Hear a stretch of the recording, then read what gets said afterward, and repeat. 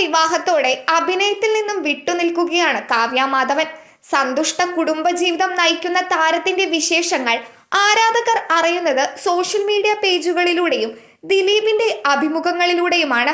40കളിൽ എത്തി നിൽക്കുന്ന കാവ്യ ബാലതാരമായാണ് സിനിമയിലേക്ക് എത്തിയത്. അന്നു മുതൽ കുടുംബാംഗത്തെ പോലെയായിരുന്നു കാവ്യ മലയാളികൾക്ക്. അതുകൊണ്ട് തന്നെ നടിയുടെ വ്യക്തിജീവിതം വരെ ആരാധകർക്കിടയിൽ വലിയ രീതിയിൽ ചർച്ചാ വിഷയമാണ്. ദിലീപുമായുള്ള വിവാഹശേഷം കാവ്യയോടുള്ള മലയാളികളുടെ കാഴ്ചപ്പാടുകൾ ഒന്നാകെ മാറി.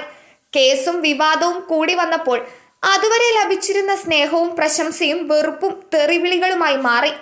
കഴിഞ്ഞ കുറച്ചു വർഷത്തിനിടെ കാവ്യയോളം സൈബർ ബുള്ളിയിങ് ഏറ്റുവാങ്ങിയ മറ്റൊരു നടി ഉണ്ടാകില്ല. അതുകൊണ്ടുകൂടിയാകണം ലൈം ലൈറ്റിൽ നിന്ന് നടി മാറി നിന്നത്. രണ്ടാം വിവാഹത്തിന് ശേഷം കാവ്യ മീഡിയയ്ക്ക് മുന്നിൽ പ്രത്യക്ഷപ്പെടാതെയായി. ദിലീപിന്റെ അഭിമുഖങ്ങളിലും ഫാൻ പേജുകളിലും പ്രത്യക്ഷപ്പെടുന്ന പോസ്റ്റുകളിലൂടെയാണ് കാവ്യയുടെ വിവരങ്ങൾ പ്രേക്ഷകർ അറിഞ്ഞിരുന്നത്.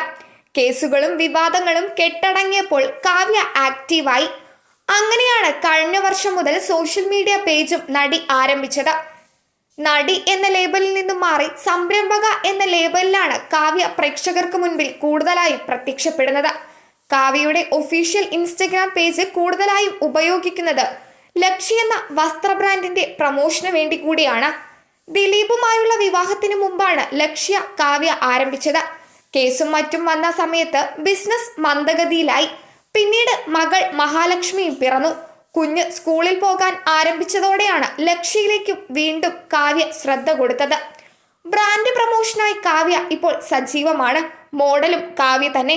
ഇടയ്ക്ക് മക്കളായ മീനാക്ഷിയും മഹാലക്ഷ്മിയും മോഡലുകളാകും. ബ്രാൻഡിന് വേണ്ടി മോഡലിംഗ് ആരംഭിച്ചതോടെ പഴയ ഫിറ്റ്നസും സൗന്ദര്യവും നടി തിരിച്ചു പിടിച്ചു.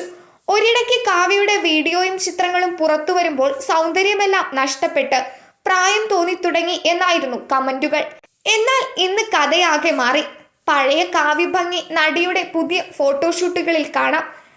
കഴിഞ്ഞ ദിവസം പിങ്ക് സാരിയിൽ അതീവ സുന്ദരിയായി നിൽക്കുന്ന കാവ്യയുടെ ചിത്രങ്ങൾ പ്രത്യക്ഷപ്പെട്ടപ്പോൾ പ്രശംസിച്ചുള്ള കമന്റുകളായിരുന്നു ഏറെയും. പുതുമുഖ നടിമാരെ ജീവിക്കാൻ സമ്മതിക്കില്ല അല്ലേ എന്നിങ്ങനെയടക്കം രസകരമായ കമന്റുകൾ ഉണ്ടായിരുന്നു.